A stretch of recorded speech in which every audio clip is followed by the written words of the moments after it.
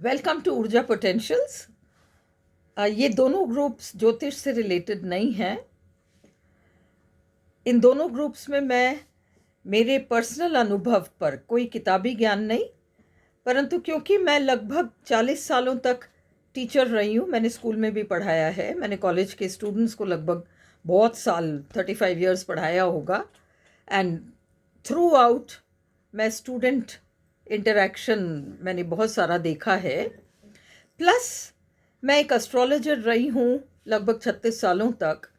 And इस दौरान मैं तरह तरह के लोगों से मिली हूँ, तरह तरह की लाइफ सिचुएशंस को मैंने देखा है, तरह तरह की प्रॉब्लम्स जो लोगों की लाइफ में आई और वे उसका क्या समाधान देख रहे थे, मुझसे क्या उम्मीद कर रहे थे एज एन एस्ट्रोलॉजर, वो एस्ट्रोलॉजी को कैसे देख रहे थे, वो एस्ट्रोलॉजर से क्या एक्सपेक्ट कर रहे थे, बहुत सारी बातें आई। तो मैं जो भी बात करूंगी ये वीडियोस एस्ट्रोलॉजी के बारे में नहीं रहेंगी, पर इसमें काफ़ी हद तक हम बीच बीच में कम से कम एस्ट्रोलॉजी की बात तो करेंगे ही सही। अब हम उस सवाल पर आते हैं कि जिसे हम लाइफ कहते हैं वो क्या है। लाइफ मोटा मोटा 3 चीज़ें हैं। लाइफ एक्सप्रेशन है, दूसरा लाइफ अलाइनमेंट है, और तीसरा लाइफ ग्रोथ है। अब हम इन तीनों टर्म्स को अलग अलग वीडियोस में देखेंगे, बट मोटा मोटा हम यहाँ देखते हैं कि ये 3 चीज़ें क्या हैं। जब हम कहते हैं कि लाइफ एक्सप्रेशन है तो एक्चुअली क्या है? व्यक्ति जन्म लेता है, वो एक्सप्रेशन है, उसने अपने आप को, वो प्रकट हुआ है, उसने अपने आप को एक्सप्रेस कर लिया, वो birth first level of expression है। ये पहली सीढ़ी है। यहां से वो एंड ऑफ लाइफ तक कहाँ जाता है, वो उसका एक्सप्रेशन और ज़्यादा कितना खुलता है वो एक अलग बात है, बट ये फर्स्ट लेवल ऑफ एक्सप्रेशन है। मात्र जन्म ले लेना, भले ही वो कुछ करे या वो ना करे, उसने अपने आप को एक्सप्रेस किया है। अब सेकंड टर्म है अलाइनमेंट, सीध में होना। और हम ये समझना हमारे लिए ज़रूरी है कि किस चीज़ से अलाइनमेंट, और अलाइनमेंट आखिर क्या है, किस चीज़ से अलाइनमेंट वो बात की बात है। पहले अलाइनमेंट क्या है, हम एक उदाहरण के माध्यम से इसको समझें। एक नल है जो कि चालू है और हमें एक बोतल भरनी है। हम उस बोतल को लेके नल की सीध में रख देते हैं और अब उस बोतल में पानी भर जाएगा। अब कल्पना कीजिए कि वो बोतल नल की सीध में ना होकर थोड़ा सा साइड में हो, तो क्या होगा? तो ये होगा, नल से पानी तो फिर भी आएगा एंड पानी भरेगा, ज़्यादा पानी बॉटल में जाएगा, थोड़ा बहुत उधर भी निकलेगा। अब हम कल्पना करें कि वो बोतल और थोड़ा डिस्टेंस में है। अब क्या होगा? अब ये होगा कि नल फिर भी चालू है, पानी फिर भी आ रहा है, पर ज़्यादा पानी बाहर जाएगा और थोड़ा सा उस बोतल में जाएगा। इसका मतलब बॉटल अलाइनमेंट में नहीं है टैप के साथ, इसलिए पानी को प्रॉपरली वो रिसीव नहीं कर पा रहा।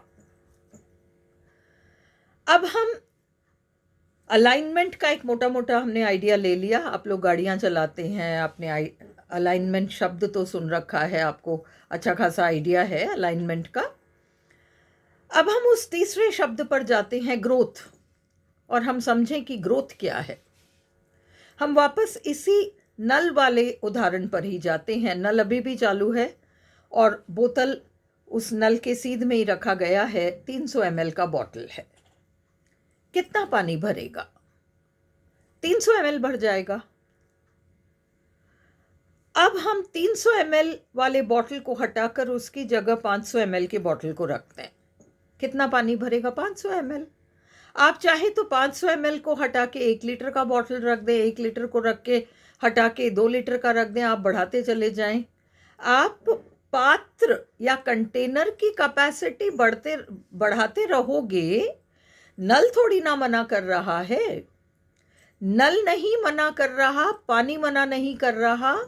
बाकी बात ये है कि हमें जो पानी भरना है उसके लिए हमें दो बातों का ध्यान रखना पड़ेगा, एक तो अलाइनमेंट और दूसरा कैपेसिटी। उस बॉटल की क्षमता को बढ़ाना पड़ेगा हमें, तब जाके और ज़्यादा पानी आएगा, वरना जो साइज का बॉटल है उतना ही भरेगा। तो ये जो बातें हैं, हमारा एक्सप्रेशन हुआ जब हमने जन्म लिया, वहां से लेकर हमें लगातार अपना एक्सप्रेशन बढ़ाना है। हमें खुशी तभी मिलेगी जब हम लगातार एक्सप्रेस करते रहेंगे।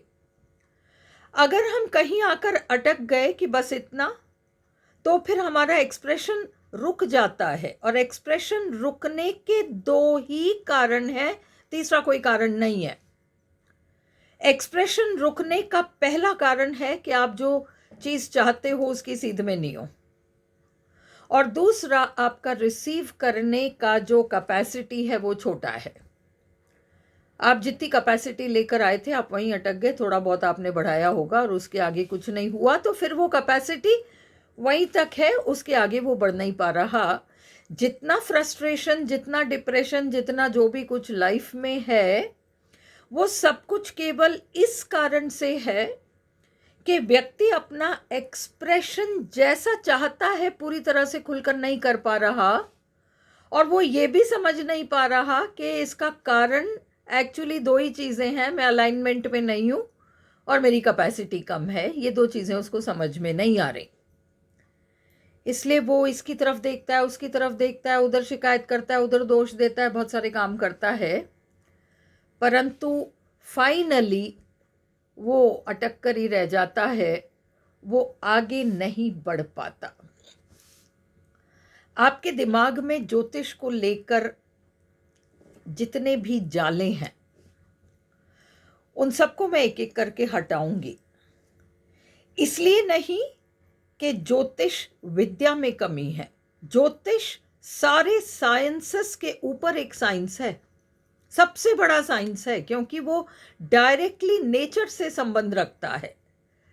पर उसकी अंडरस्टैंडिंग क्योंकि इतनी गलत है, यहाँ पर उसको देखने का नजरिया इतना गलत है कि उस चीज को हमें कैसे न कैसे ठीक करना पड़ेगा।